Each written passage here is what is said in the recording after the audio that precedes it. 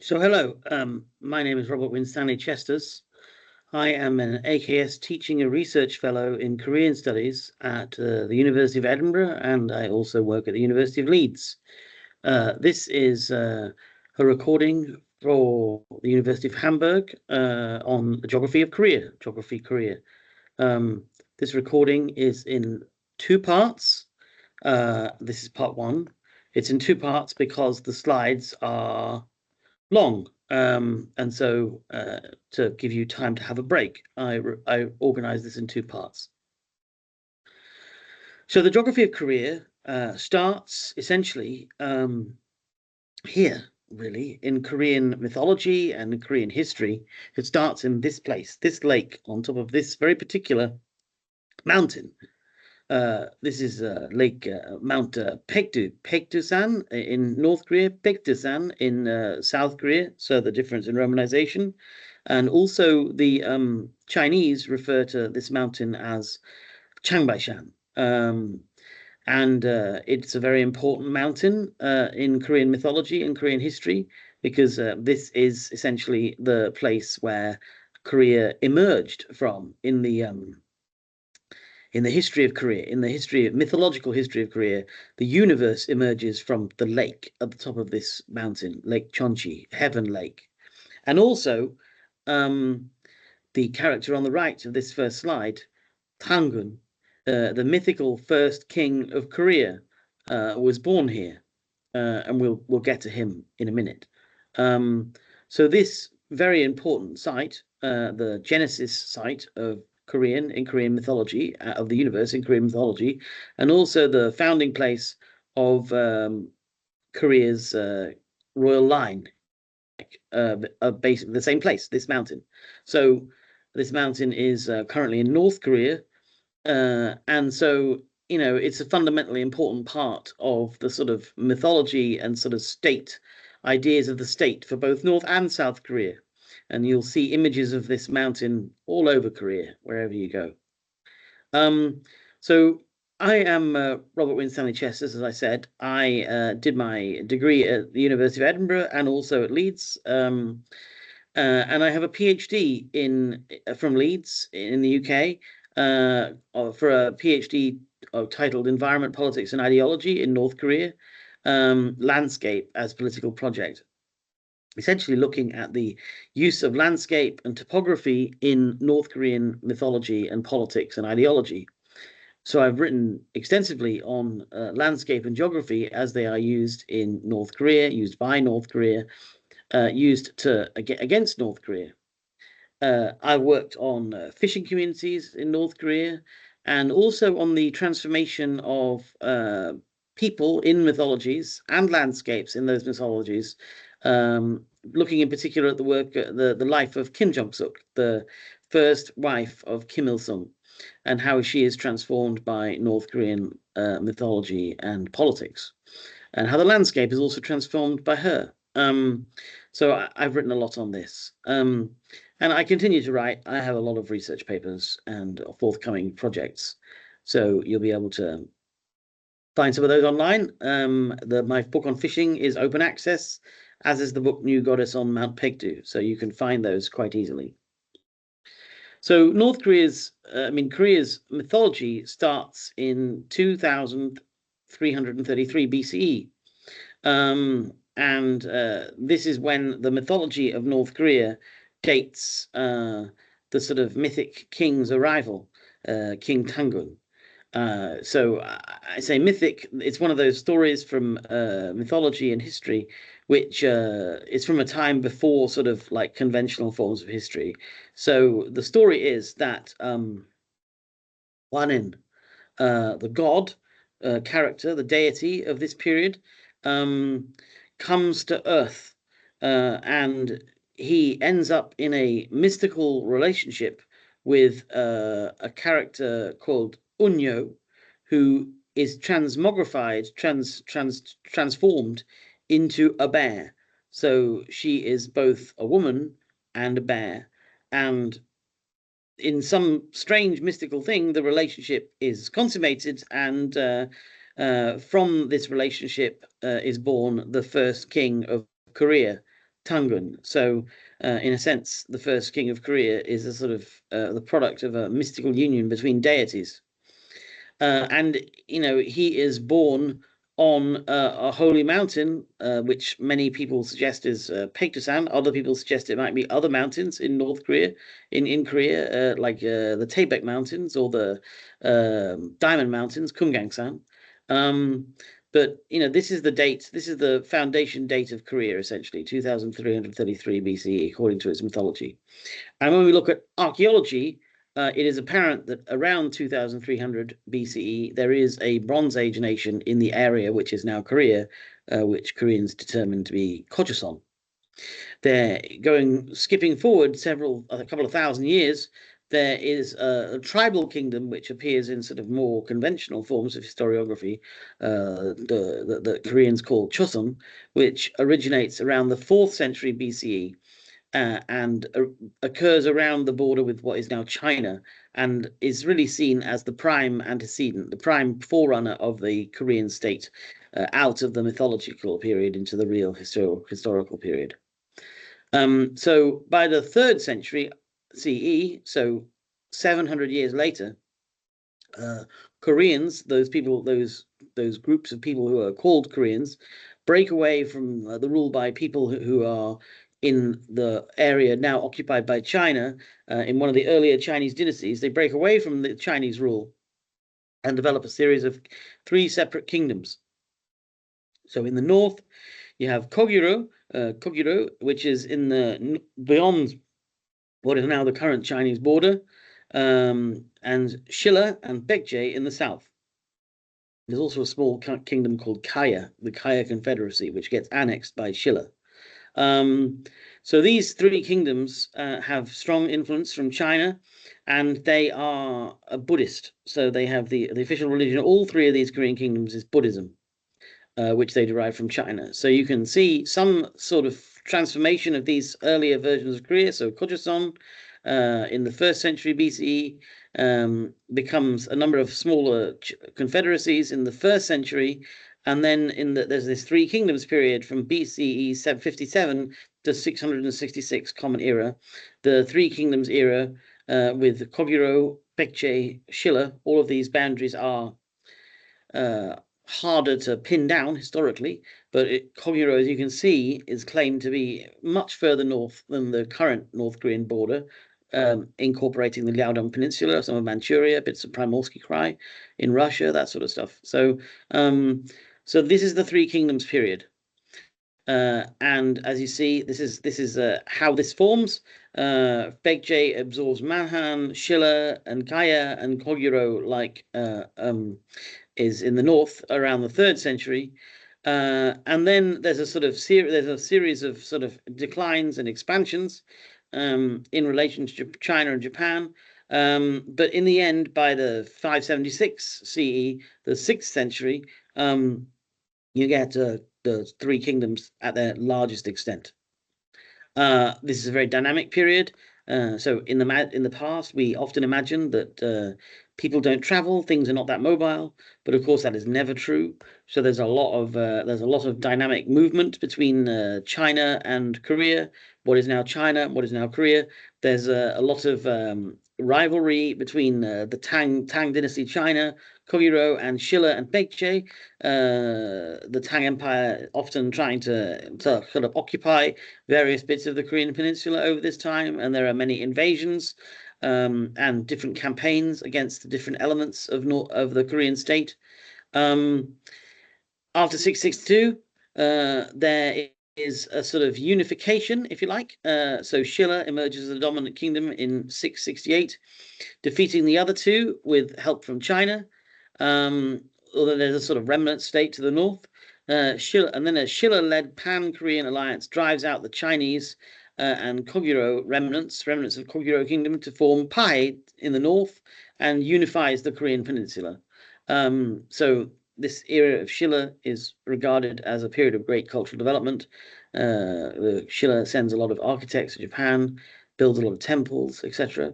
So a lot of state development and sort of cultural development during this period. And this lasts for several hundred years. So unified Shilla lasts until 892 CE. And Schiller not just develops the state and sort of like develops culture, but it also expands governance. So there's a lot of expansion of local government, building of secondary capitals, incorporation of former elites and sort of class stratification into the sort of system. And there's this idea about the decline of the holy bones. So the holy bones as there's a real strong class stratification all the way through the history of Korea, and there were sort of series of different layers of aristocracy, and those closest to the royal family at the very top were who had some relation to them were called the holy bones. And of course, over time, as marriage happens and sort of different elements of happen to the different things happen to the dynasty, there is a decline over the number of there's a decline in the number of people who can claim holy bone stars, and so there are to maintain the royal line, to maintain the monarchy, you have to go down the layers, if essentially, and there becomes a strong internal competition over the monarchy and the right to rule in this period.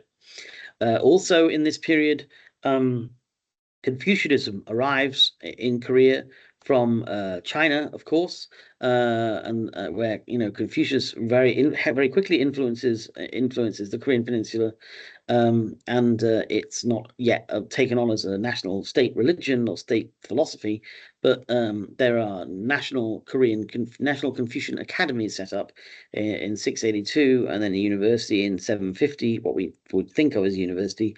And by 788, Schiller uses the civil service examination system in a similar way to the Chinese dynasties. And yeah, so after this, in between 892 CE and 936, we call this the later Three Kingdoms period, where Schiller has declined, and the bone rank system, and not just the holy bones, but the whole bone rank system around political structure and social stratification declines in the 9th century. And then, so in 892, there's a coup, and the nation separates into Schiller, later Baekje, and later Kogyo. Kogyo is later Kogyo is established by a character who is essentially a religious character who believes he's the Maitreya Buddha, and he becomes a tyrant. And then who is then overthrown by a further general in another coup, who becomes King Taejo, who then gains control of the peninsula again, and in the end, the peninsula is unified again under Kogyo. So this is what we call the Goryeo dynasty, or Koryo. So Schiller and Baekje get subsumed into Koryo dynasty, which lasts from 918 to 1392 CE. So it's quite some time, which is based in the north at Kaesong, what is now in North Korea.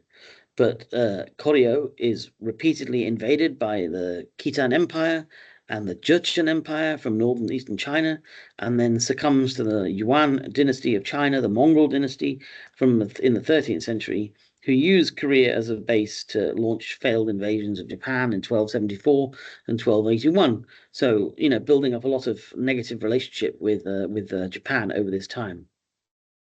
So, despite this political trouble and invasions, there are a lot of records of this long historical period, and courtly records and records of dynasties are recorded in these series of books, the Samguk Sagi and the Samguk Yusa, the historical record of the Three Kingdoms and the memorabilia of the Three Kingdoms, who are authored by scholarly aristocrats, famous scholarly aristocrats, Kim Pusik and Irion, and these still exist, and they're very detailed. They include all the sort of various aspects of courtly life and like genealogy and things like that. Genealogy always important to Korea. So it's possible to get a sense of courtly and aristocratic life from these large documents, and this is where Korea gets its sort of royal or courtly history from. So Koryo Korea in the 12th century looks like this. You get a sort of early period where Koryo establishes governing institutions. It gets controlled by the Jin, the Jurchen Jin, and it goes through a period of military rule for 100 years, and then it comes under the rule of the Mongols between 1270 1356, and there's a lot of internal conflict during this time, trying to maintain and establish Korean rules of social hierarchy. After 1392, basically the Choson dynasty is founded. So after the Mongol rule, ethnic Koreans re-establish control over their government, and they set up the very long-lasting Choson or Joseon Yi dynasty, 1392 to 1910. So nearly 700 years. Is that right? Yeah, I think so. No, I'm right. 600 years. So under the Choson dynasty, so Buddhism is generally abandoned for Confucianism as a state religion, and a strong process of social stratification occurs following Confucian principles of social order and hierarchy. And you have a system of yangban, landed gentry, who rule over a feudal society and economy. So there is immense amounts of social stratification, there is slavery, and there are unclean classes. So there are slave classes and classes of people who are unclean. So unclean would be people like butchers, leather workers, people who process fish, that sort of stuff. And people in this social stratification system, have to provide corvée, so bonded labor, for their aristocratic like feudal landlords, yeah, and those feudal landlords, those landed gentry, the yangban, they are the only people who are allowed to work in the civil service and have connections to the monarchy and stuff like that. So they have strong, high levels of power. There is actually has been a very feudal situation. There's an extreme disregard for sort of capitalistic commerce, finance, and business. There is a system of 6 licensed stores, so 6 individual licensed stores control all sort of exchange and capitalism and trade across Korea. They have obviously they're not just six shops. They have 6 institutions which have like outlets in other parts of Korea. But it really delays the sort of structures of capitalism and the foundation of capitalism. There's a writing by Owen Miller from SOAS who writes a lot about this. So Korea uses the civil service examination system in a similar manner to the Chinese model. Yangban are the only people who are allowed to sit it, and different classes of yanban can, when they've passed, achieve different levels in the civil service examination in the civil service. So they can achieve different levels in the sort of like political hierarchy, and that depends on where their family sits in it, and also how they were born. So there are frequent invasions from Japan by Hideyoshi and also China during this period, and Japan is famously defeated by Admiral Yi Sun-shin and his ironclad turtle ships in 1592. If you go to Gwanghwamun Square in Seoul, you'll see a giant statue of him and his turtle ships. So there's a very complicated relationship between Japan and Korea, and a sort of suzerain, a sort of senior-junior relationship between Japan and China. And the various invasions from Japan mean that Korea seeks to close itself off from the 18th and 19th century and becomes known as the Hermit Kingdom. So apart from its relationship with China, which is always very important to it. So yeah, so I talked a little bit about this before. So Huanin, the Lord of Heaven, has a son, Huanung, who wants to live on Earth. Huanin allows Huanung to descend to Earth, and on Baekdu, he founds the city of God, Shinshi, with 3,000 followers, and introduces humans to morality, ethics, law, arts, and medicine. This is one way of telling the story. A bear and a tiger are so impressed by the development of humanity and implore Huanung to become human that Huanung gives them 20 cloves of garlic and some mugwort and tells them to hide themselves for 100 days to demonstrate their commitment. The tiger can only tolerate 20 days, but the bear perseveres to the end and ends up being transformed into Unyo, a woman. She makes offerings of thanks to Huanung, but he is sad that she has no husband So Hwanong takes pity on her and takes her as his first wife, and she gives birth to Tangun, the first king of Korea. So that's one of the stories. Um, and this sounds like a story from a deep sort of mythological, historic, non sort of conventional history, and that is a key part of Korean culture in a sense, especially when it comes to shamanism. Yeah, so shamanistic practice is very important to Korea, and it has a strong connection to geography.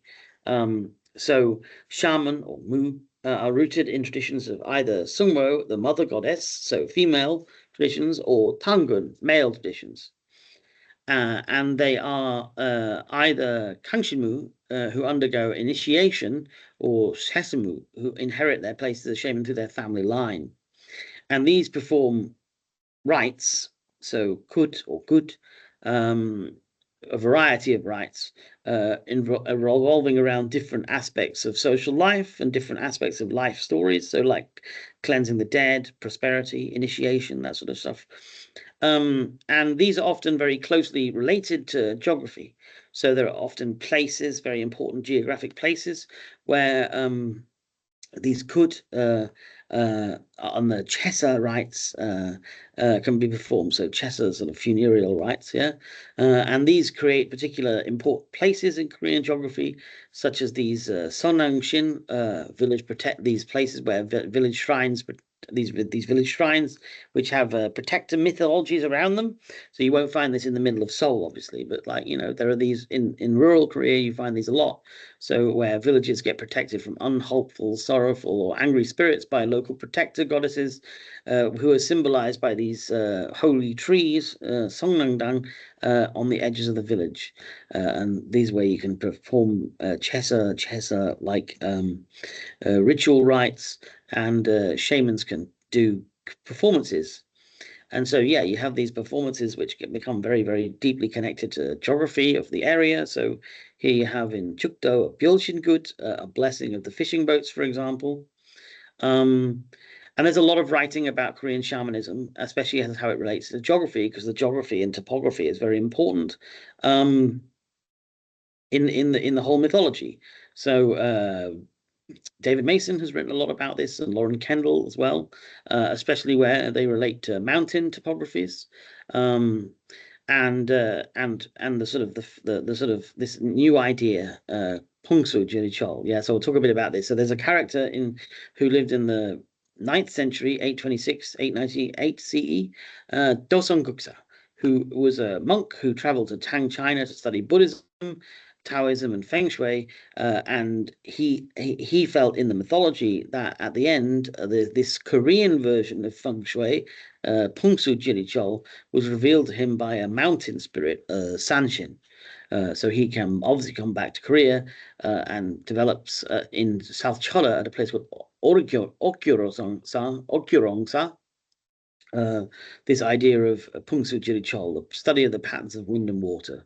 So in Pungsu, which is similar in a way to ideas about Chinese Feng Shui, focusing on harmonious relationships with nature, it plays a much greater emphasis on the spiritual and material energies of mountains and mountain ranges and their effect on the destinies of families, communities, and nation, but also on personal fortune and also places it more so than on personal fortune and furniture placement. So he teaches that Dosun teaches that building temples and stone pagodas on particular sites amplifies positive fortune energies and reduces negative energies, and this benefits the kingdom from both security and prosperity. And those erected to his directions are still called particular things, Bibo Sanchel and Bibo Satap. So here, for example, is a map of Pungi district showing its geomantic properties. Basically the map, and many atlases are like this from like 16th, 17th century Korea. Basically the map shows everything in relation to the local mountain ranges. So the roads are not as important as the mountain ranges. Yeah. There's a lot of current research into Pungsu and its connected traditions, and there's been a new translation of I Chung Wan's Tengniji, which is the most important book really for Pungsu ideas. So Tengniji was written by I Chung Wan, who lived between 1690 and 1756, Common Era, who was a Yangban scholarly bureaucrat who had basically been dispossessed of his inheritance and position due to factional politics. And so he'd been banished from the capital and was basically had to live in a very rural place. And he sought to understand how a Yangban, because they still have to live like Yangban, so they still have to be able to extract value from feudal. They still end up with feudal tenants, and so they still have to extract value from them. So they have to do as best they can. So he sought to understand how Yangban, in a similar position to himself, might live the most righteous and auspicious of lives as possible. And his book Tainiji basically considers the sort of various physical and human geographies of different provinces and districts in Korea to analyze which is the best auspicious and most auspicious for similar Yangban. It's a very interesting book, and he's quite postmodern in a way, because he ultimately concludes that there's no perfect place, and fellow dispossessed Yangban should use the tools provided in his work to find the location that's best for them, following Pungsu. So really interesting writing, really interesting. So we see these different atlases and these different versions all the way into the 19th century, showing Pungsu influence. So the geomantic location. Here's a map. The map. One on the left is a map of Hanyang, so Seoul, what's now Seoul, showing its geomantic location in relation to all the mountain ranges around it. And on the right, you see an atlas from the 19th century showing the sort of flows of energy along the mountain chains in Korea. Here's some more. So here's some more atlases showing sort of the mountain ranges as sort of energy conduits to various things. So the most important thing on the map are not villages or towns or roads, but mountains and mountain ranges, and they sort of all connect. And so there are a lot of sacred mountains in Korea. So not just Paektusan, but also Kumgangsan, the Diamond Mountains, Chilisan, Taebaksan, and Halasan on Mount Jeju, which is not on these images. And in those mountain ranges and in the mountains, connected to these traditions, you find places of worship for Sanshin, mountain spirits, who are spirits who sort of inhabit the mountains. Sometimes they are the mountains. Often they are characters who are important to local mythologies who become sort of absorbed into mountain ranges, and they are worshipped or commemorated in these sort of Sanshin-gak shrines that you see around Korea in mountainous areas. So here's Sanshin-gak shrines in various mountain places. And there's also Samseonggak, so 3 sense shrines, so where the sort of mountain spirits get connected to the ideas of Buddhism. 7 stars shrines, which are sort of 7 stars of like Korean Seon Buddhism. These also have shrines in the mountains. And closer to, not in the mountains, on next to the seas, you get shrines to the sea dragon king, Yongwan or Yongwangak. Quite rare these days. So the Sea Dragon King in Korean mythology, here's a classic one that I found in Kagado Island in South Korea, the most southwestern island in South Korea, one of the real small remote fishing island. This in Korean mythology, often the sea was a very dangerous, risky place with lots of danger, and so traditionally, you had to placate the gods of the sea, including the sort of Sea Dragon King, and so it was important to sort of perform rituals before you went to sea in order to sort of get home safely, and that was to the Sea Dragon King, not an entirely friendly character. You had to, when you went to sea, you had to have your boats flying all these different flags and sort of pennants, and organize the masts in a particular way to placate the Sea Dragon King. And even in 2018, we see sort of this sort of geomancy on display at a very important meeting between Moon Jae-in and Kim Jong-un. The sort of around the summit, before the Singapore summit between Donald Trump and Kim Jong-un. So, as a way of sort of like demonstrating their commitment to unification, they end up, for a start, the meeting was in front of this huge painting of the Diamond Mountains, the Kumgang Mountains, and they sort of engage in this sort of symbolic unification by watering and feeding the roots of a symbolic tree, so a tree planted in 1953 at the moment of division. They do this by putting soil and water from the 4 corners of the peninsula from the different holy mountains, from Halasan and from Pigtasan, and also from the Taedong and the Han River on the roots of this tree, in a sort of symbolic, sort of very geomantic process of unification. So alongside this ideas of shamanism and commitments and engagements to the geographies and the sort of like mythic landscapes of the Korea, you also get this Confucianism and Neo-Confucianism is still strong in this period, in the Chosun dynasty.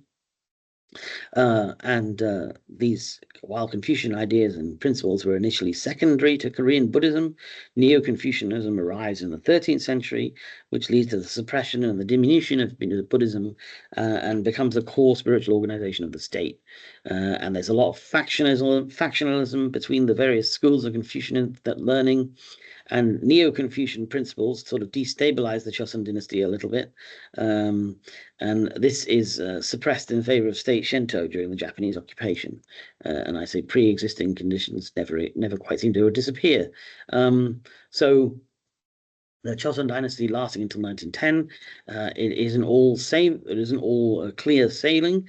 So the Chosun dynasty begins to decline in the 19th century, essentially because of a lot of factionalism from the various Neo-Confucian factions, and also because of disruption from Catholic ideas emerging from China and other places.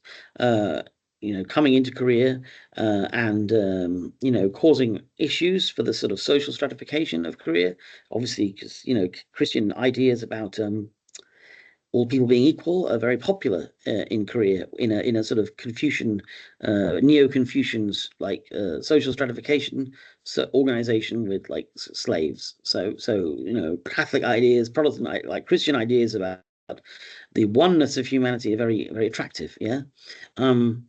But there are and because of this, there are a lot of social disruptions and a lot of oppressions of Catholics. So many Catholic missionaries are martyred. Many Catholics themselves are martyred, and there's also this often happens through the long periods of time in sort of like different states, that social stratification begins to unwind, and the systems which maintain the state structure begin to unwind, and people begin to develop power themselves, and become vested interests, and you can begin to buy and sell the sort of places in the administration and the civil service administration, and the Andong Kim clan in particular begin to take a lot of hold over the Chosun dynasty, and this kind of creates an economic drain on the structure of the kingdom.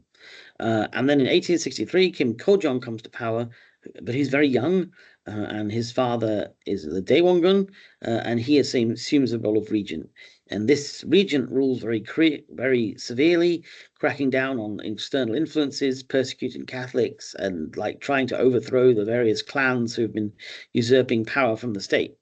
And this doesn't really work. So it actually raises the interest of foreigners, of the French in particular. So there's there's a bishop who's killed, and a number of missionaries also killed, and some escape and raise the interests of the French, who try to attack Korea, and then this raises the interest of the Americans. The Americans try a number of times to attack and open Korea as they've opened Japan. And by 1875, in the Third Battle of Gangwon, the Unyo incident, as Koreans call it, the Japanese attack, and Korea does not manage to defeat them in this instance. And from this moment, there's rising Japanese power, diminishing Chinese power.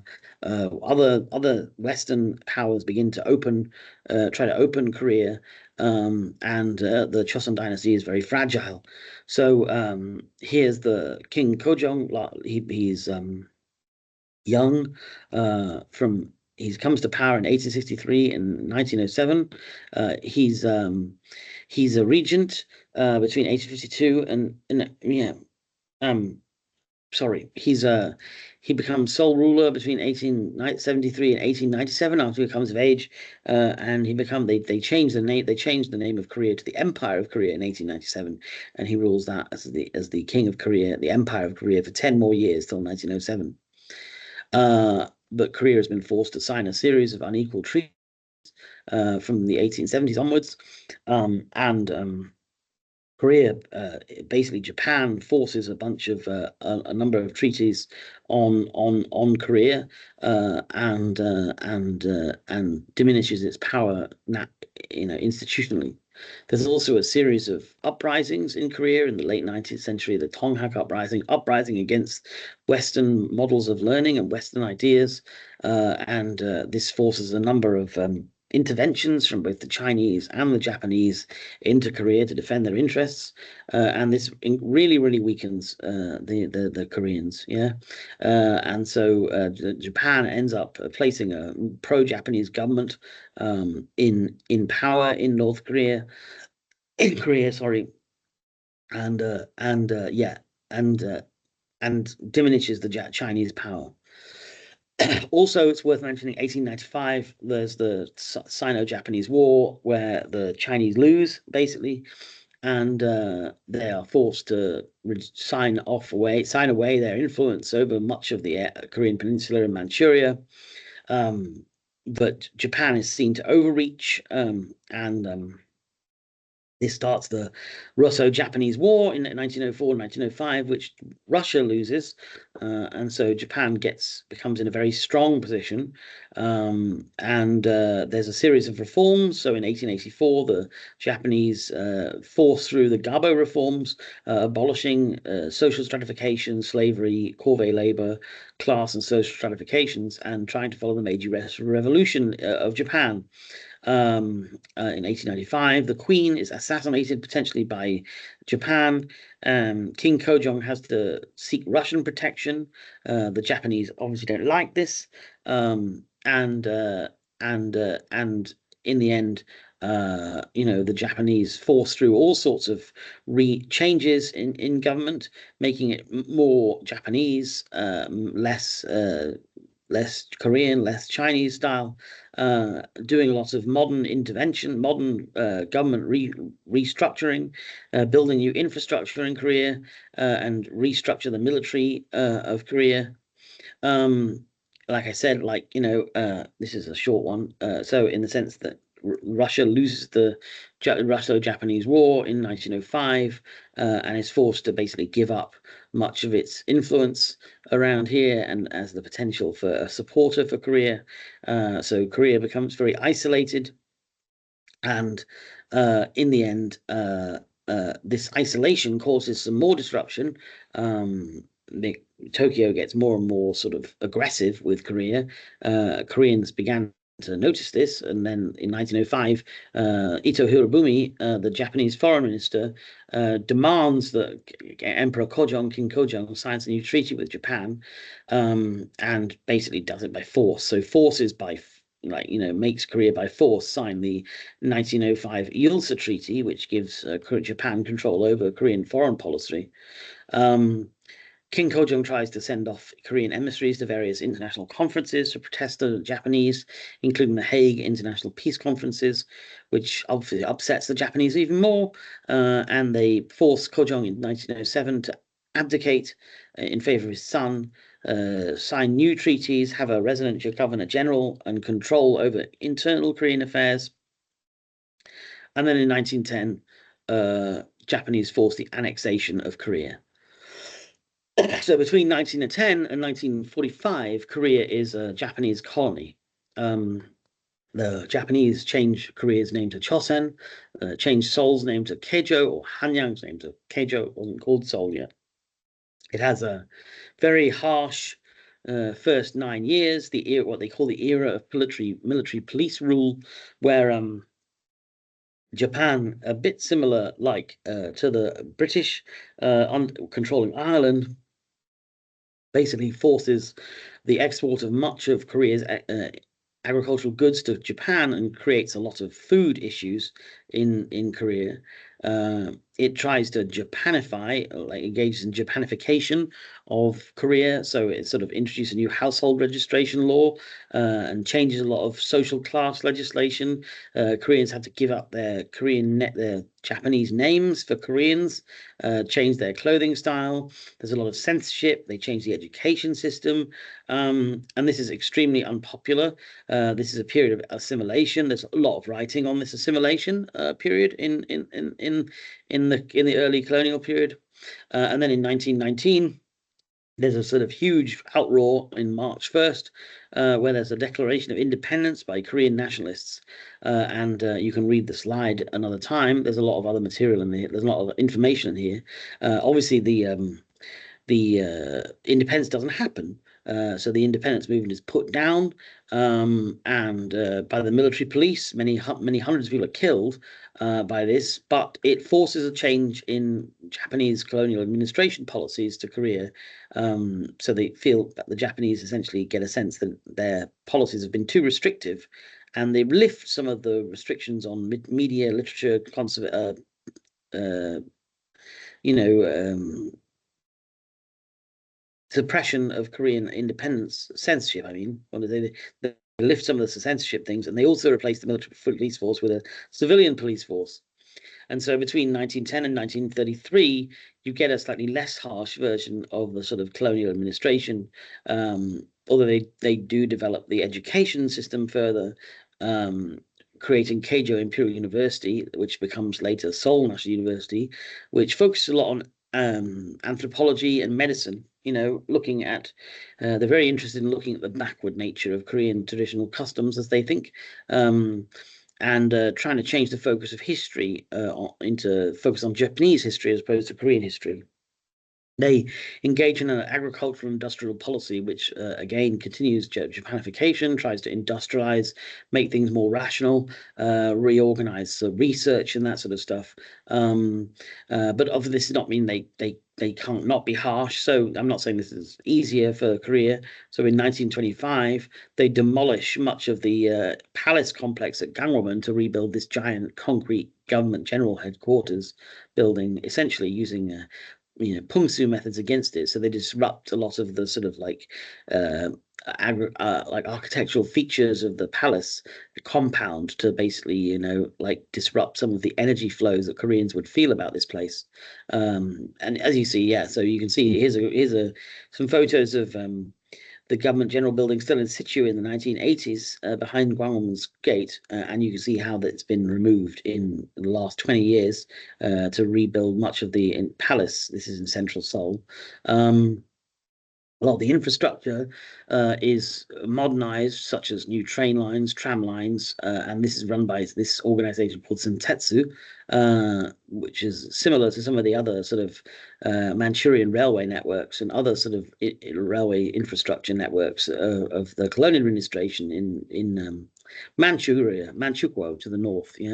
Between 1933 and 1939, it changed again to follow more principles of Japanese Kokutai principles and this idea of Nissen Itai, so trying to transform ideas about Koreans so that they're not Koreans, that they're Japanese, and sort of like sublimate Japanese identity into Korean national identity in this sort of sense of oneness. Trying to make Koreans imperial subjects, learning to live like them and be proud of the fact to offer themselves to the emperor of Japan.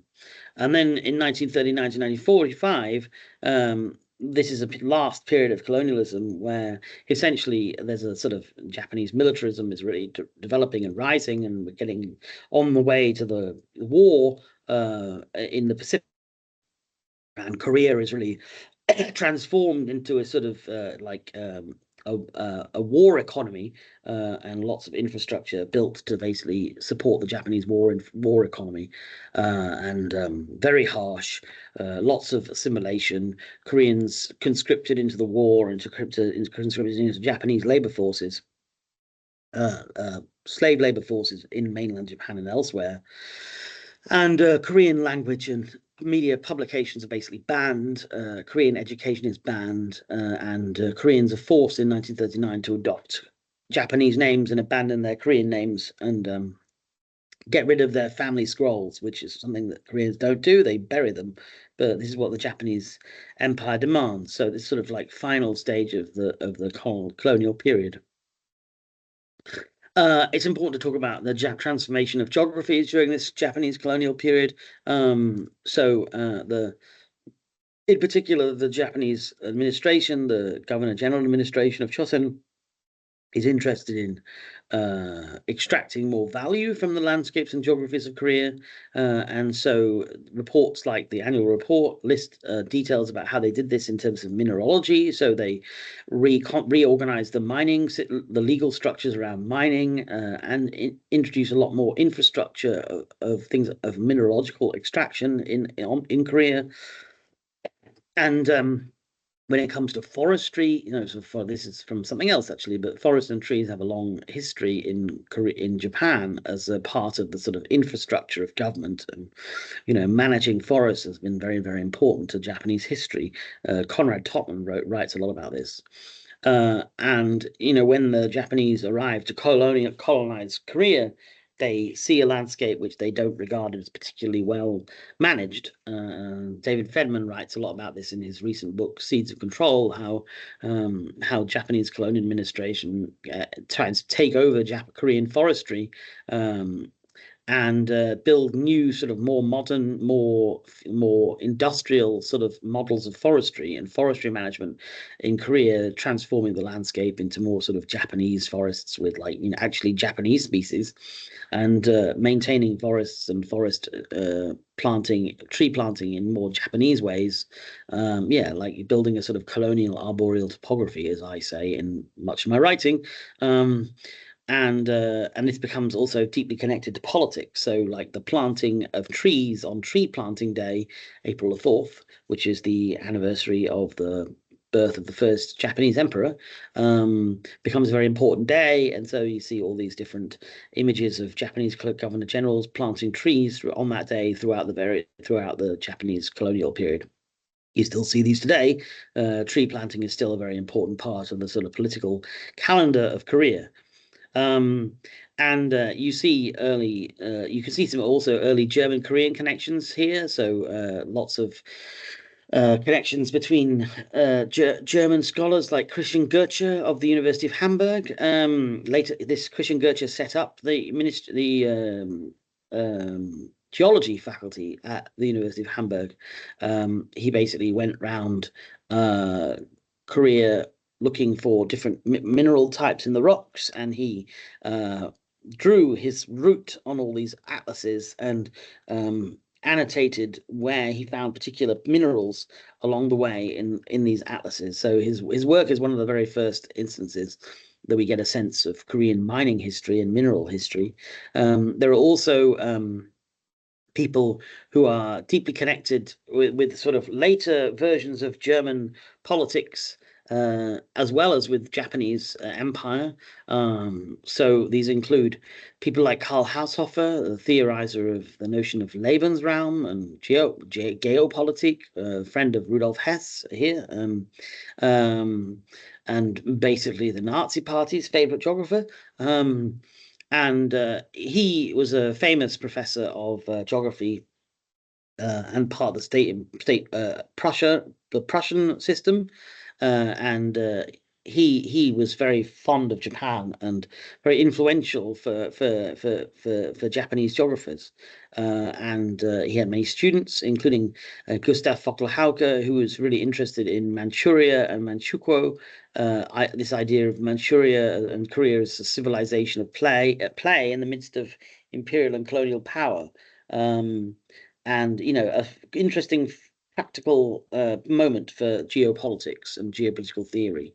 There's also Hermann Lautenschach, who then went on, I believe, to be at the University of Kiel, who was a real Koreanist and who published a lot on Korea over time. He was one of Haushofer and Vogel-Hauke's students, and his book was actually published in 1944. In Leipzig on Korea, just at the end of the war. Yeah, so very interesting character.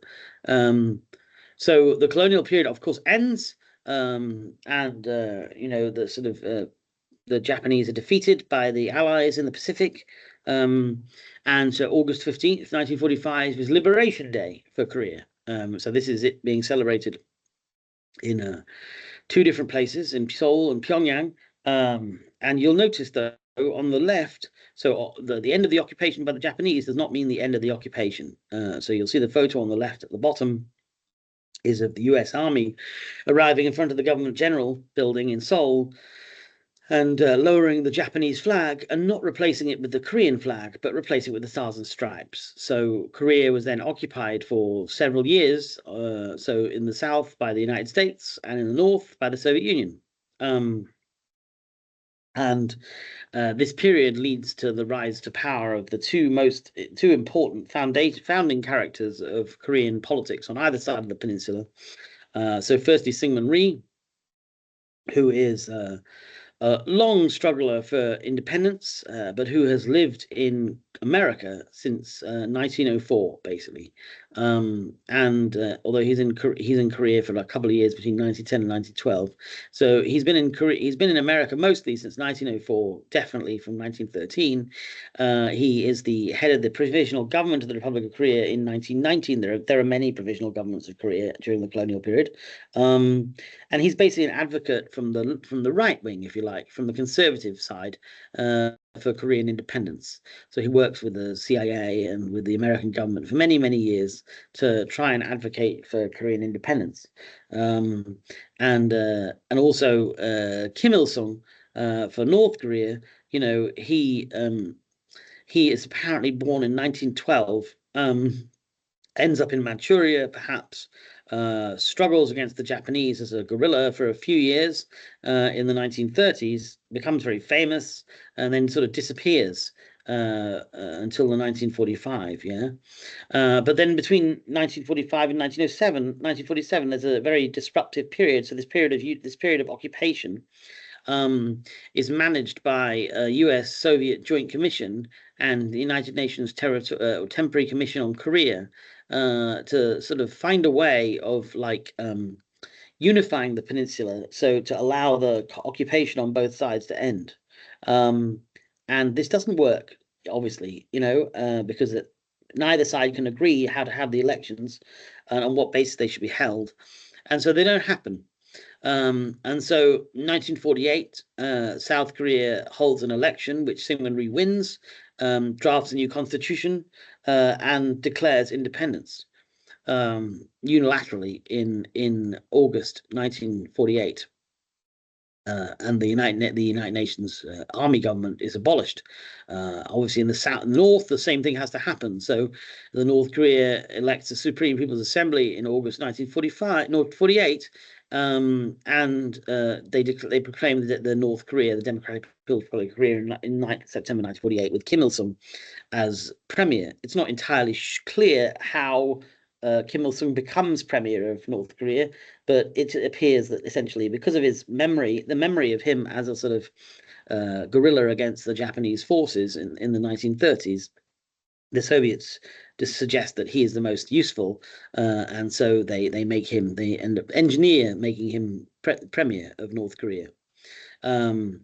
So there's two Koreas after September 1948 on the same peninsula. The Soviet Union declares that North Korea is the only legitimate Korea. The United Nations, which is at the time boycotted by both China and South Korea, so only the United States, France, and Britain, basically declares that the South Korea is the only legitimate government. And by September 1949, the occupation forces leave both North and South Korea. But this period is very difficult because neither Koreas can really deal with the fact that the other exists. So there are both Koreas feel that the other can be, they can become the only Korea by force. So there's a lot of skirmishes along the border, and then in June 1950, the North Koreans cross the 38th parallel and the Korean War begins. There's actually a lot of writing which suggests that North Korea, that neither the Soviet Union or China really wanted a war at this time. And so North Korea basically forced it. It's very interesting and it's very debated. But yeah, war begins. And these are the important characters in that war. People like Douglas MacArthur, Matthew Ridgway, Dean Acheson, the US Secretary of State between 1949 and 53. And on the South Korean side, General Paek Sun-yup and General Chung Il-kwon and General Chae Yong-gon for the North Koreans, and General Andrei Romanenko and Kerensky Shirotikov for the Soviet Union, although the Soviet Union is not directly involved, although people suggest that a lot of the planes flown from the northern side in the Korean War were actually Soviet planes. And General Peng De-huai, who is the general for the Chinese volunteer forces. So the Chinese government is also not directly involved in the Korean War. There are 300,000 people's volunteers from China. So this is a very dynamic war. So from June 1950, you can read there's lots of reading about this. So from June 1950, when the war breaks out, basically it becomes very dynamic. So the South Korean army blows up the bridges on the River Han to try and stop the advance at the wrong time. Traps a large amount of the South Korean army north of the Han River, and that means that the North Korean army can basically invade, and so Seoul falls very quickly by the end of June to North Korea, and the United Nations gets involved, and there's a lot of battles down the Korea, but eventually the South Koreans are forced into a small pocket around Busan in the far southwest of the Korean peninsula called the Busan Perimeter. Reinforcements from the United States, Australia, Canada, Netherlands, New Zealand, and United States and United Kingdom arrive, which holds that area for the South Koreans. And then Douglas MacArthur engineers the Incheon landings, where they land a rearguard action force up at Incheon near Seoul, to the surprise of the North Koreans, capturing a lot of the North Korean army in the south and breaking their supply lines, so allowing the United Nations forces to break out of the Busan Peninsula, reoccupy Seoul, then capture Pyongyang, and almost drive the North Koreans back to the Yalu River to the border with China. So you'll see some examples of the maps of the war here, and at that point, the Chinese decide that they need to get involved, and so several hundred thousand Chinese field volunteers invade from the north and drive the South Koreans and the United Nations, United States forces back across through Pyongyang, back down through Seoul.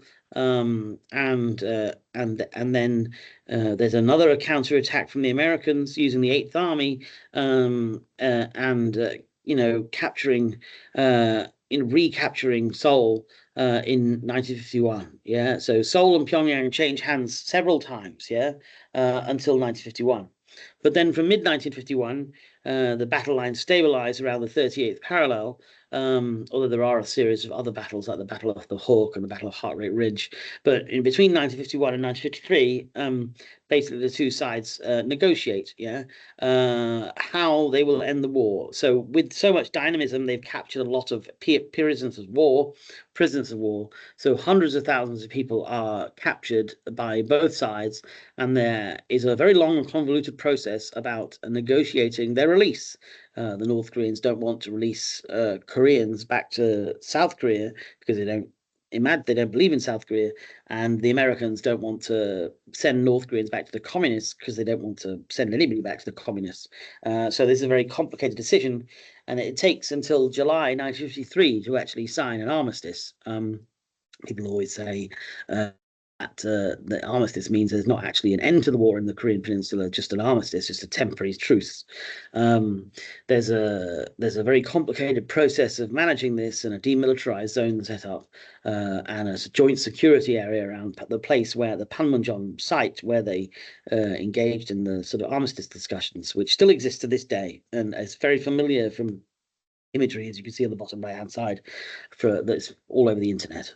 And so this crystallizes the separation of the Korean Peninsula and its geography and politics and social organization and ideology to this day.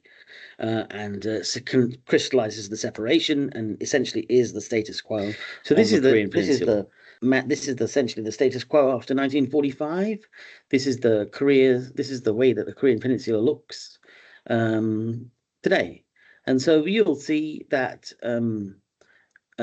obviously the 38th parallel, that the Korean War was supposed to end at the 38th parallel, but if you see that North Korea extends a little bit below and South Korea extends a little bit above, which essentially is the end at the sort of lines at the end of the war. So part of South Korea is above the 38th parallel, as part of North Korea is south. So these are the South Korea and North Korea that we know today. And these are the sort of way the provinces are organized. So you'll notice that Gangwon and Gangwon province are essentially the same province, but just divided by the Korean Peninsula, divided by the Korean War. And there are different romanization styles in the names of these things. So Korean romanization, one could do an entire lecture on by itself, but yeah. And Syngman Rhee, we've covered him a little bit before. So he was the first president of South Korea after 1948 until 1960, when his government collapsed. And then there was President Yoon Po-son for a very short period of time, who did his degree at the University of Edinburgh. And then he was overthrown in 1961 by Park Chung-hee in a military coup, who basically controlled government, was president until 1979. There was a process of democratization, serious democratization in the 1980s, and then full democracy wasn't established until 1992. Seoul Winter Olympics in 1988, and South Korea joined the OECD in 1996. There was a Winter Olympics at Pyeongchang in 2008, and there have been presidents Kim Young-sam, 1993, Kim Dae-jung, 1998, Roh Moo-hyun, 2003, Lee Myung-bak, 2008, Park Geun-hye, Park Geun-hye's daughter, 2013, Moon Jae-in in 2017, and now Yoon Suk-yeol in 2022. I talked a little bit about Syngman Rhee last time. So basically, Syngman Rhee lived outside of Korea for a very long time, between 1904 really until 1945. He was an independence activist, basically, from a conservative perspective, and he was profoundly anti-communist. Yeah, so this is the sort of long process by which the sort of unification between 1947 and 1948 didn't happen, and primarily didn't happen because Syngman Rhee wasn't really a compromising sort of person. Anyway, so Syngman Rhee becomes president of South Korea, and he is quite brutal. There are a lot of uprisings in the early couple of years, like the Jeju uprising, where leftists are killed.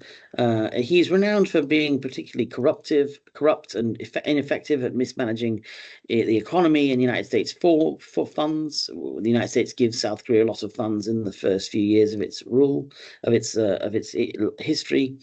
He ends up getting ousted in 1960 by a Korean revolution, by a student revolt called the 26th of April Revolution. So there's a Yoon Po-son government in 1960 and 61, and then Park Chung-hee comes to power. So Park Chung-hee or Park Chung-hee or Park Chung-hee, the various different romanizations, is a very interesting character. He is very much a product of the imperial colonial period. He is in the Japanese Imperial Army. He goes to the Imperial Japanese Military Academy in Tokyo. But he is a sort of nationalist in a way. He is also communist, anti-communist, and he ends up as head of chief military intelligence. He ends up in a coup against Syngman Rhee. There are a number of times that people try to assassinate him. He is finally assassinated by his friend Kim Jae-gu, the head of Korean Central Intelligence. He is a very brutal leader. He rules with martial law. He pushes through a new constitution which tries to follow the Meiji Restoration, basically making himself president forever. But he is a very strong. He's eventually overthrown in 1979. because of political instability and protest movements. But he is actually very powerful when it comes to economic reform. So he is renowned as strongly interested in economic development. And, in a way, many people say that South Korea has much of its current economic development to thank Park Chung-hee for, although, that is controversial. There's a series of movements between 1979 and 1992 towards democracy. Students, Christians, labor unions, and the Minjung movement. So the Minjung is a sort of not an ideology, a philosophy, or a sort of quasi-spiritual movement about the people of Korea, which develops in the 1980s, which gets rooted in ideas of the Korean public and people from the Silhak movement, one of the sort of 19th century spiritual movements. So these student groups, Christian groups, labor groups, and Minjung groups push towards democracy for many years. There's a lot of instability in 1980. There's General Chun Doo-won, who comes to power in another coup, basically, in 1980. And he is also very brutal. And he is responsible he abolishes the constitution, abolishes parliament, and he is responsible for the army during the Gwangju uprising of 1980, where students protest about the coup, and they are put down very brutally. The pro-democracy movement continues to strengthen, and emboldened by people power revolutions in the Philippines. In 1986, democracy becomes again a sort of movement, and there are a series of elections. But unfortunately for the democracy movement, they're won by General Roh Tae-woo, who was Chun Doo-won's replacement, at his suggestion. And the opposition gets split between Kim Young-sam and Kim Dae-jung in 1987, and President Roh wins the actual election. But the democracy finally happens. The democracy movement finally gets Kim Young-sam elected to power in 1992. Between 1998 and 2003, Kim Dae-jung is the ruler of South Korea, and Kim Dae-jung is very famous as a pro-democracy campaigner. Slightly leftist, is kidnapped by the Korean intelligence in 1973. He spends a lot of time in prison. But he comes to power during after the 1997-1998 financial crisis, interested in democracy, market orientation, and productive welfare.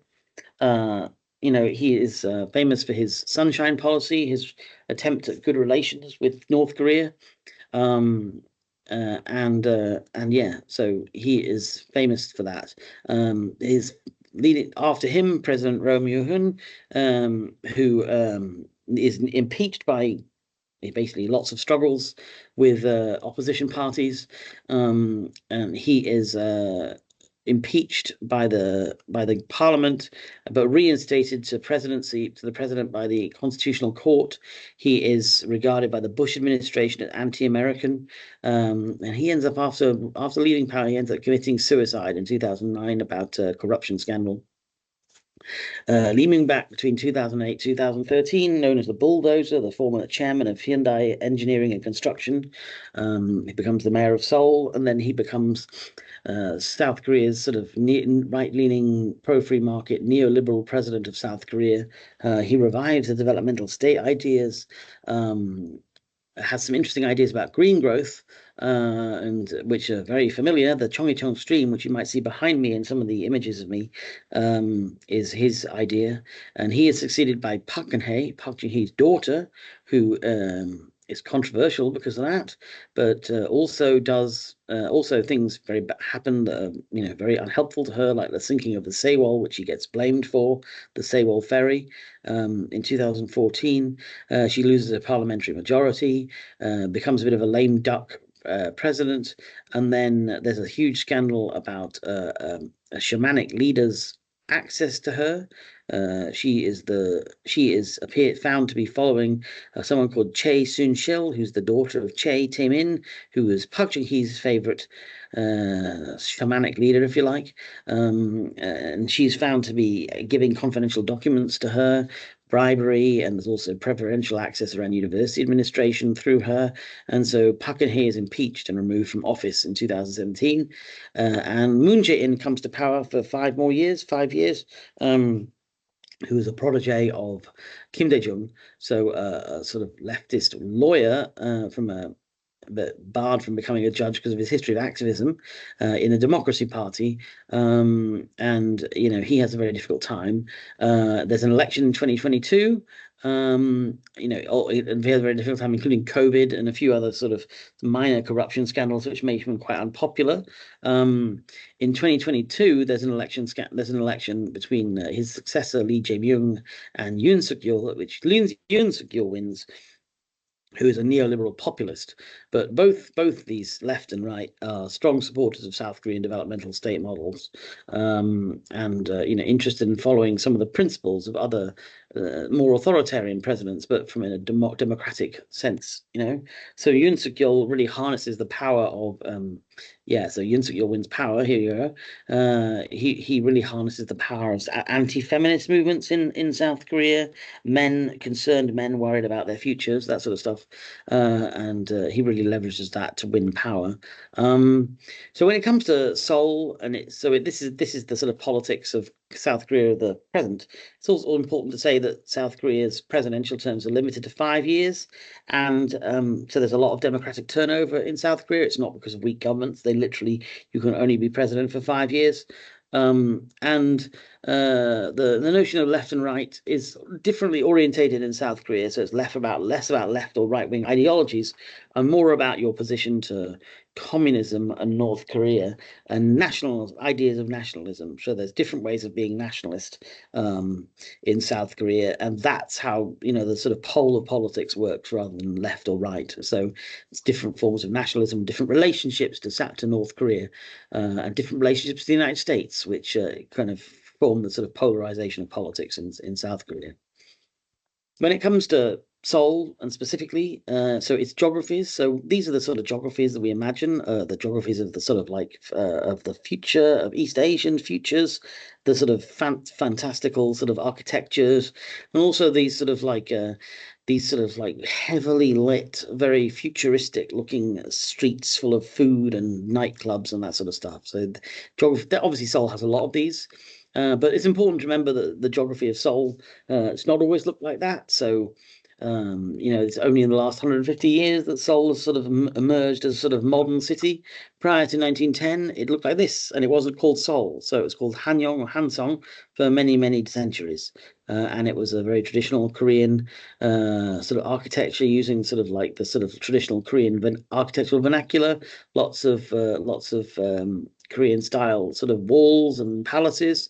And this gets reformed in 1910 to 1945 by the colonial era as Seoul getting renamed Keijo, where the Japanese try to build a sort of a modern Japanese sort of style city on the sort of infrastructure of the previous versions of Seoul, and basically like redesigning the city.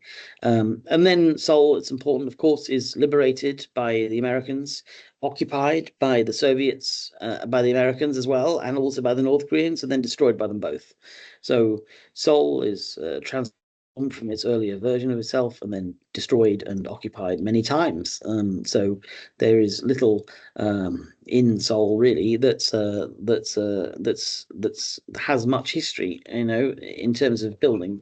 There's actually only 2 buildings in Seoul that are used for the same purposes they've always been used for since they were built, and that is the British Embassy, which was built in 1890, which is still the British Embassy, and the house of the former president Yoon Puson, whose family still live in the house, which was built in 1864. So only 2 Choson Dynasty era buildings left with the same purpose. So there are a lot of American geographies in South Korea. So there have always been a lot of American geographies in South Korea since the moment of occupation and since the Korean War. Currently, there are 23,400 troops of the United States, including the Air Force and Army, in South Korea, and they occupy large spaces, or they don't occupy so much. So Yongsan Garrison, which is the main big garrison in Seoul, is being reorganized and bits Seoul off to move into a new space in Pyeongtaek, Camp Humphreys, which is US Forces Korea's new headquarters, which occupies a very large space outside Pyeongtaek. And also Osan Air Base, which is one of the big important Air Force bases in the Asia Pacific, which includes the 5th Aerial Reconnaissance Syndrome Squadron's B-2 bombers. So if you wonder where the B-2's still going, they are. And also Busan's naval base down in Busan, yeah, for the U.S. Naval Forces Korea. So here's images of the USS Carl Vinson visiting a few years ago. So Seoul itself has, so you get these American geographies throughout Korea as well. Like, it's familiar in some places in Japan as well, like Okinawa has a lot of American influenced geographies. Yeah. So Seoul itself, post 1953, has been a source of real growth and development, exponential growth and development, really, since the 1953. So you see Seoul expanding hugely, its metro system expanding hugely. This map from a couple of years ago is actually out of date. I went there a few months ago, and it was already different. It's a 21st century city where you get sort of meme architectures included, as well as these sort of futuristic architectures, like the image on the right is Dongdaemun Design Plaza, which looks like a sort of like spaceship has landed in Dongdaemun. So these sort of interesting sort of new postmodern and modern sort of architectural styles, these ideas about smart cities. So here's Songdo, which is a smart city designed to be the home of the Global Green Growth Initiative, and it's basically a e-city, a city controlled by AI and electronic organization, so which controls all its water and electricity grids, and it controls its waste system in Songdo. Songdo is near Incheon, to the west of Seoul. So the AI controls its electricity, water, and waste system. So it has a completely automated waste system. So there are no garbage trucks in Songdo. You put your waste in a chute, and it's sent to a central distribution organized entirely by the AI. And this is sort of like a sort of vision of the AI-enabled smart city that South Korea is exporting elsewhere. So creating sort of other ideas, the South Korean style in other places, like Neom, Saudi Arabia's smart city. Um, and there's new forms of AI mapping and autonomous vehicles in Seoul. So live autonomous mapping by live AI mapping by a series of aerial mapping drones flying around, which enables a real-time vision of the entire area, and so allows for much better sort of use of autonomous vehicles in Seoul, like these examples from Seoul National University and the sort of like automated taxi service that they're now issuing. And this idea of another idea, which is this future of AI-enabled urban air mobility. So the idea that the future maybe won't be on the ground, it'll be in the air, and we'll be traversing cities round through these sort of areas, these small helicopters, which are the pilotless and controlled by AI. This is a South Korean idea that's perhaps not one that's really going to happen elsewhere, but this is the way that they're thinking about it. We also see a lot of urban gentrification. So Gangnam Style, for example, which is the sort of transformation of once residential districts into Instagram-friendly cafes in Gangnam and around. The sort of replacing of like spaces which were important to the working class, such as Baraji Prisoner Support Alley, this place near South Seoul's biggest prison, which was full of small, cheap bed and breakfasts and rooms where families of low income could go visit their relatives who were in prison. This is being replaced by these giant new housing blocks. More Instagramification is an example of these Hanok villages, the small alley-style, hutong-style houses, which are being gentrified and transformed by Instagram and Instagram trends into cafes and Instagram-friendly spaces. There's neighborhoods. So, like, there's different forms of neighborhoods. This is an example of Jongno 3, and the area near Tapgol Park, which is like one of Seoul's biggest neighborhoods, where gay men who are interested in meeting local men basically go, and there's lots of cruising spots.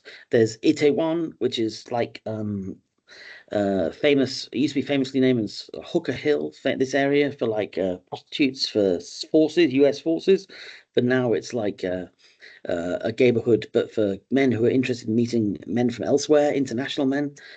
So Hooker Hill gets renamed Homo Hill in traditional local vernacular. There are lesbian spaces, so few small lesbian spaces like in Hongdae, the sort of like very trendy, like boutique district. There are this sort of some lesbian communities and lesbian geographies. Aside from sort of like sexual geographies and stuff like that, there are interesting stories to be told about the apartment building in South Korea. So a lot of the urban infrastructure is focused around large scale apartment complexes. This building is the first ever apartment building complex built in Korea, built in 1937 as the Toyota Apartments, now known as the Chungcheong Apartments. And actually, I believe this has now been demolished in the last year. So the Seoul Metropolitan Government got permission to demolish this.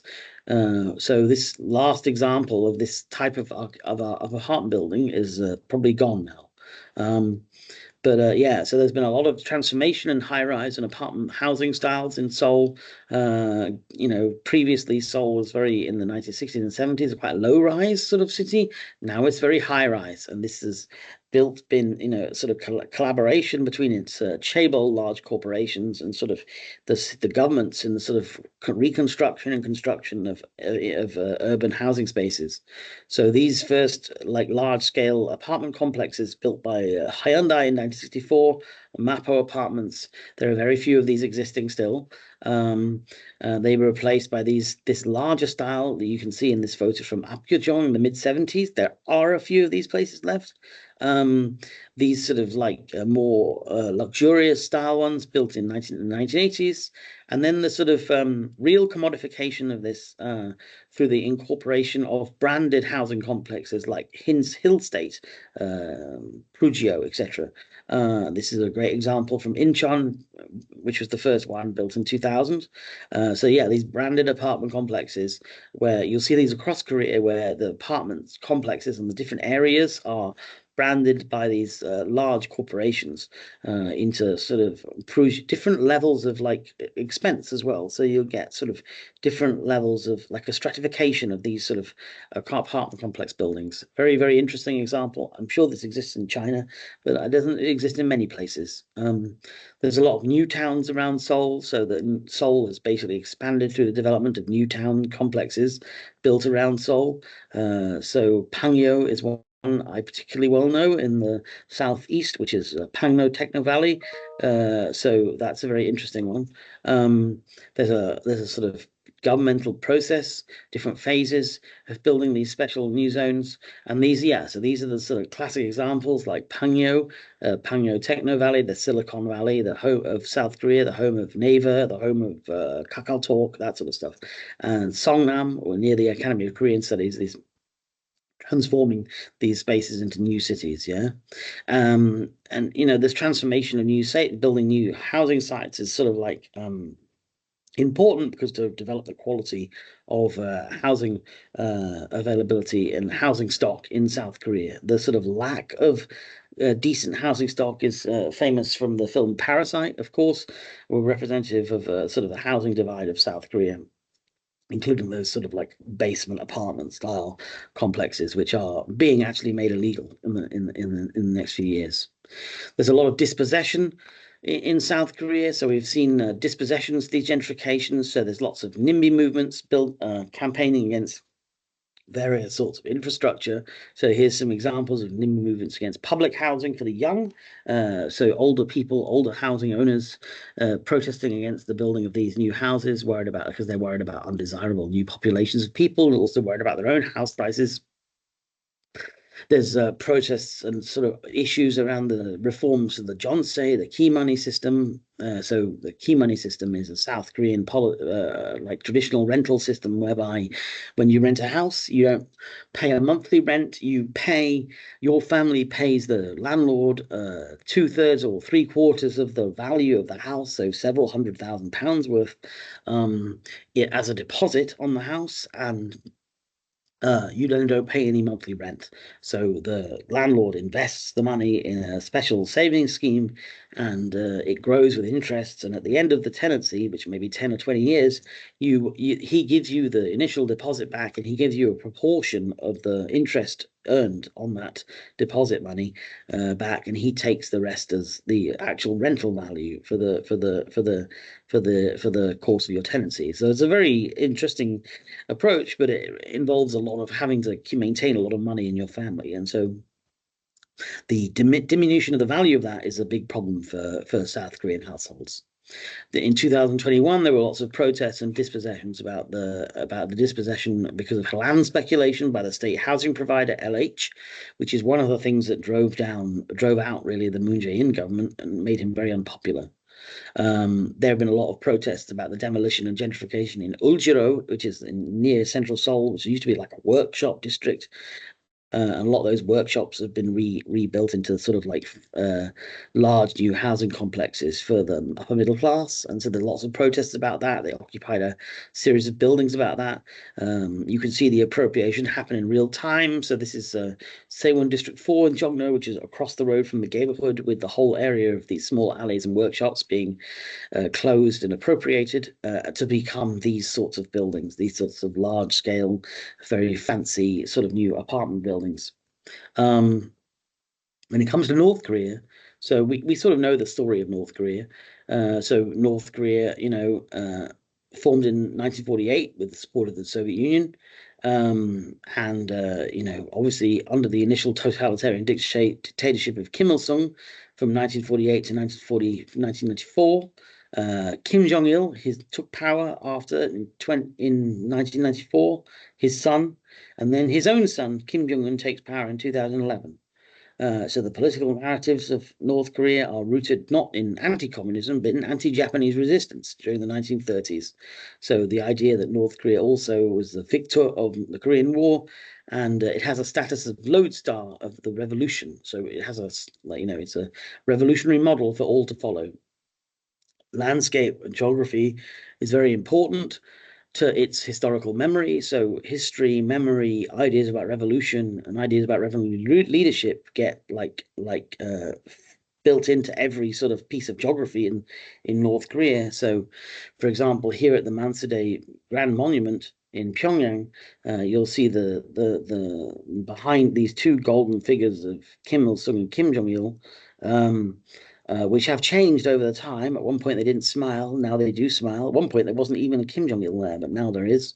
But behind them you'll see the Paektusan, the holy mountain, as a sort of relief painting on the side of the wall. So this place where Kim Il-sung's famous guerrilla activities that occurred around this mountain, this mountain features very heavily in North Korean materials.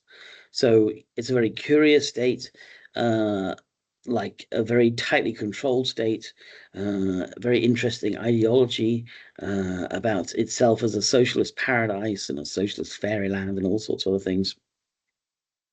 The cult of personality around Kim Jong-un, Kim Il-sung, and Kim Jong-il and Kim Jong-un is very strong. So there are thousands and thousands of images of him everywhere. Kim Il-sung in particular is still alive. Still, although he's dead, he's still officially the UK president because he's eternal president.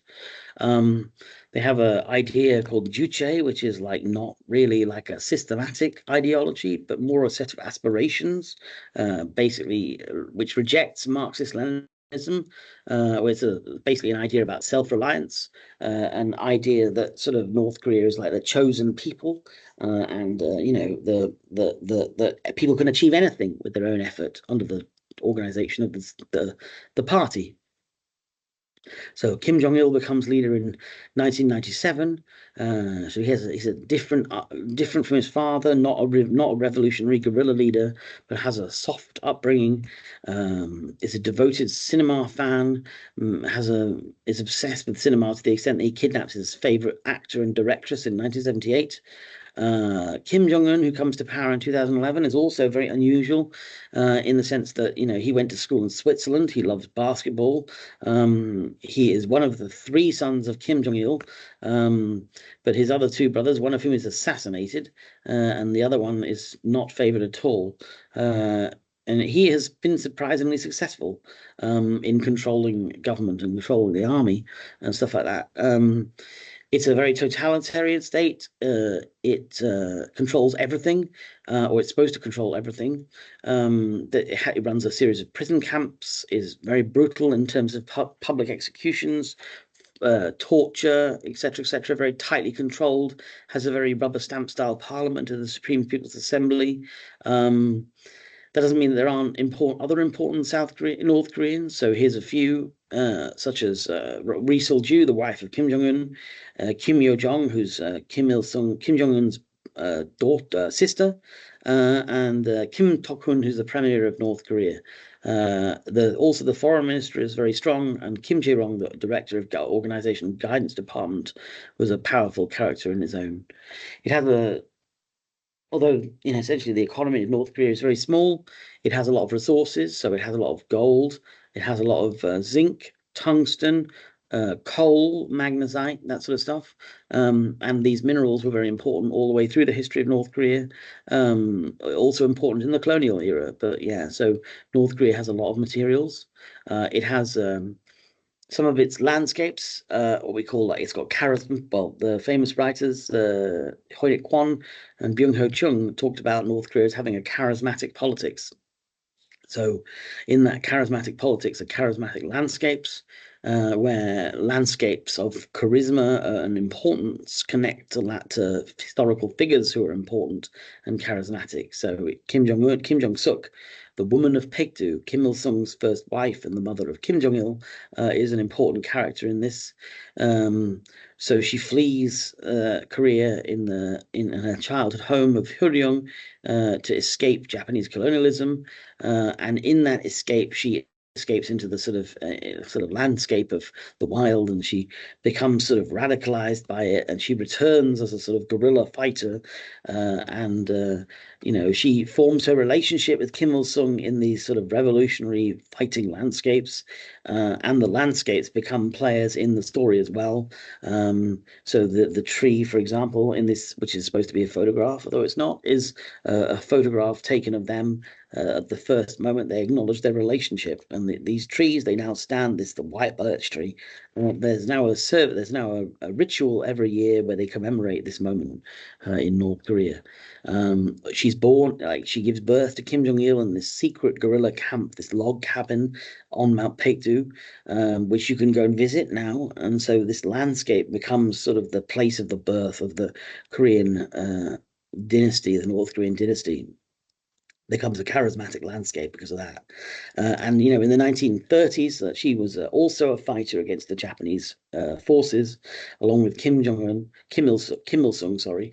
And the landscape itself becomes an important character in the fight, like, protecting them from the Japanese and giving them places to hide and places to like harass the Japanese. Yeah. As if, like, the rocks and the landscape itself is is supporting them and is part of the resistance against the Japanese.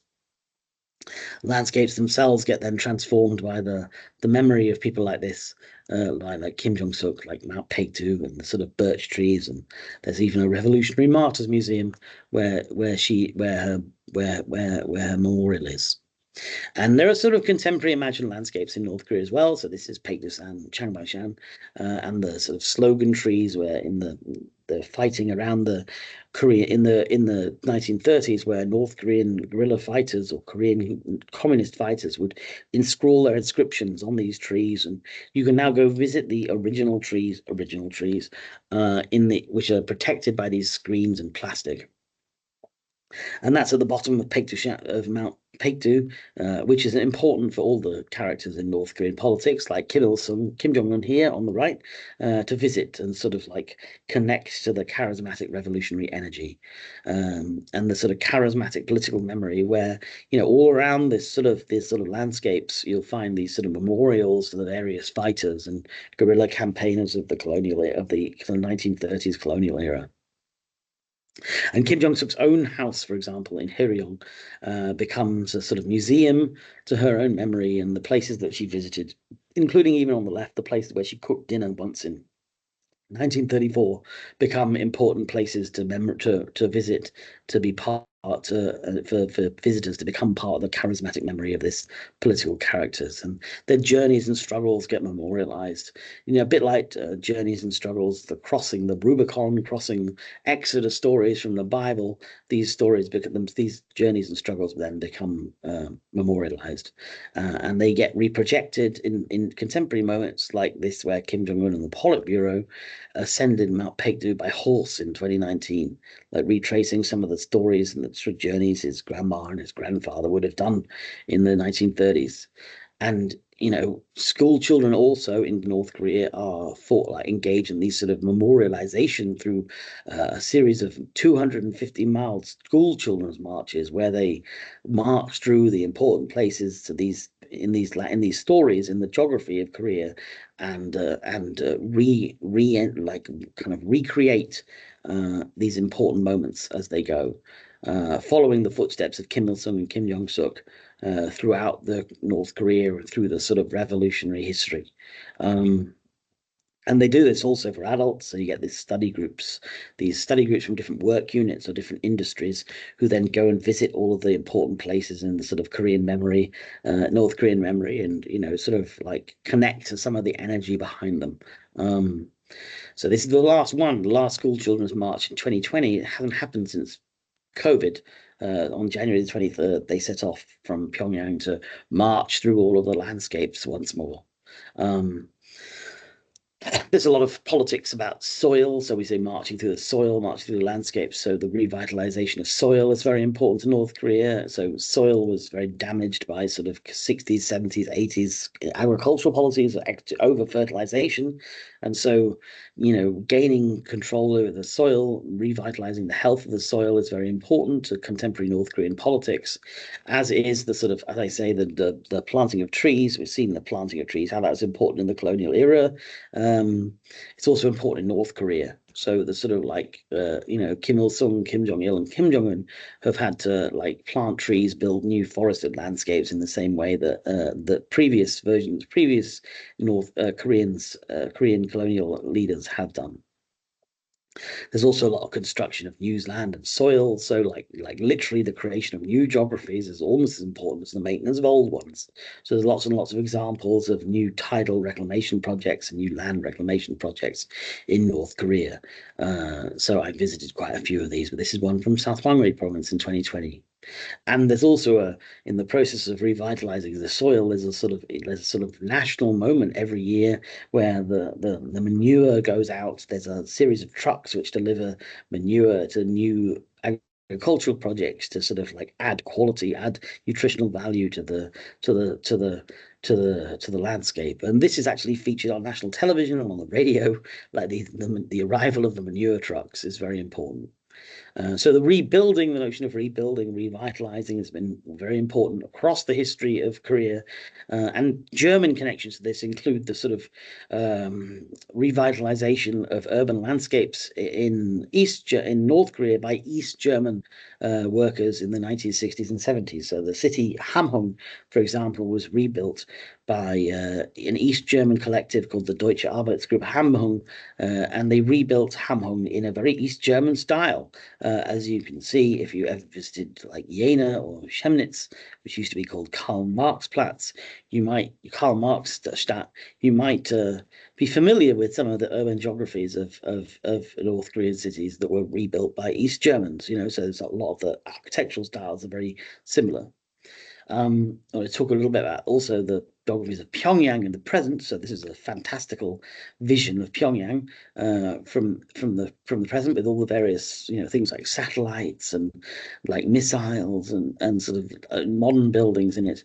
So the most famous things include the Grand People's Study House on Kim Il Sung Square, the Tower of the Juche idea, where the Juche idea gets reprojected across the city. Benjamin Joannou has written a lot about the interesting use of light and sort of axes of power and architecture in the regeneration of Pyongyang. This is the Kumasan Grand Memorial, where Kim Il Sung and Kim Jong Il are interred, like Lenin's tomb almost. This is the Mansudae Grand Monument on Mansu Hill, which, like I say, has the monument itself has transformed to include a Kim Jong Il and then changed to make them both smile.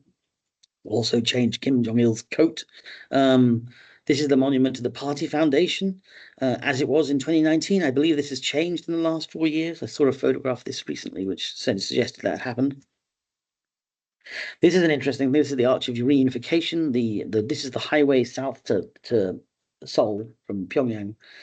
This arch no longer exists. It was demolished this year because North Korea's policy on unification has changed, and so they like to be performative, and so their performativity involves demolishing this arch. Yeah. This is the Pyongyang ice rink, which is like famously called a type of, it's a reference to a particular type of early Korean warrior's helmet, apparently. This is the Mayday Stadium where the mass games are held. This is the Kwangbok Street Apartments. This was the answer to, this is the village for the 1989 Festival of Youth and Students in North Korea's equipment, like response to the 1988 Seoul Olympics. This is the Changchong Street Apartments, one of the many sort of new apartment complexes in Pyongyang, which has become known as Pyonghatan, as Korean Chinese capital, and Chinese capital invests in North Korea to build these sort of new apartment complex, sort of process of speculative urban development. Mireille Scientist Street, which is a brand new street for the nuclear scientists that develop the nuclear program for North Korea. So in a very North Korean way, if you were part of this project, you've got a new apartment. Romyeong Street, which is one of the newest, I think, in Pyongyang at the moment. So yeah. And also, this is the new one, Pyeongchang Riverside Futures, this idea of organic agriculture in North Korea. So utilizing sort of organic features to sort of, almost gentrify the space of Pyongyang to make it more authentic in some way and more amenable to sort of like middle class residents. There's a lot of leisure, which we don't often think about in North Korea. So lots of water parks, theme parks, dolphinariums in Pyongyang. Manon Prudhomme has written very interestingly about this. And there's lots of reorganization of the riverbanks so that people can just go for a walk and be leisurely with their mobile phones and stuff like that. A lot in Pyongyang. It talks about Pyongyang water parks. This is Pyongyang Zoo, so there's lots of amenity infrastructure for middle class Pyongyangers, such as the zoo, such as the Myeongdongdae Children's Palace, which has North Korea's own, as you can see, space shuttle in it, and the planetarium at the Three Revolutions Museum, the exhibition. So there's a lot of infrastructure, a lot of like transformation of landscape in Pyongyang as social classes develop and time moves on. We also should briefly talk about the elite restaurants of Pyongyang. So I have looked at these in my own work. So these are the sort of traditional elite restaurants of Pyongyang, Oggyukwang and Cheongrykwang. But these have been, influenced by North Korean elite restaurants abroad, such as the Pyongyang Arirang chain, which you find in a number of different cities around Asia, and also street food eating. So Pyeongchang style from South Korea. On-street dining for Pyongyang, you see a lot of these Pyeongchang style like street vendors beginning to develop in Pyongyang. Junk food. Kim Jong-il was famous for his love of pizza, but there's also a chain of fried chicken places in Pyongyang.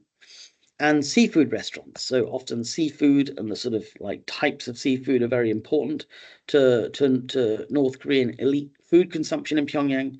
And Taedonggang restaurant in particular, which is what this image is a very important place for North Korea's political elite to visit and sort of like demonstrate wealth and that sort of stuff.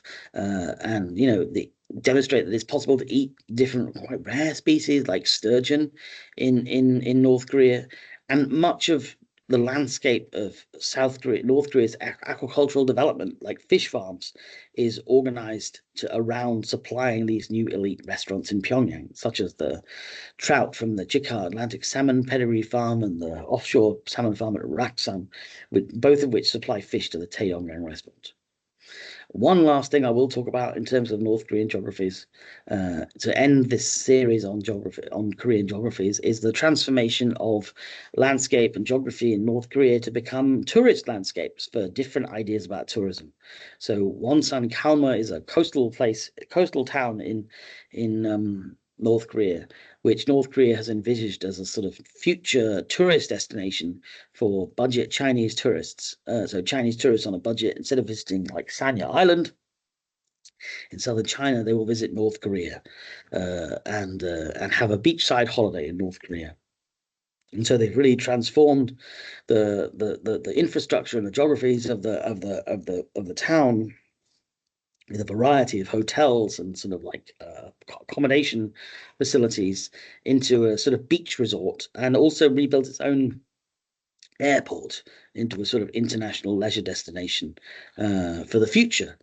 And this, I mean, this may well never happen because this was actually envisaged at the beginning of before COVID, and so since COVID, there's not been a great deal of movement on this, and North Korea is still essentially quite closed. So whether this actually does happen, whether the geographies of North Korea get constructed and reconstructed in this way into a leisure destination, is not entirely clear. So that is the end of my presentation to you. So I hope you enjoyed it. I hope it's of use to you. So this was my series of my 2 lectures on Korean geography for the University of Hamburg. So I want to thank Yvonne Schultz-Zinder and the University of Hamburg's Korean Studies team, and anyone else who's helped me with this. And thanks to you for listening, and I hope you enjoy. And as I say, please email me if you have any questions. Thanks very much.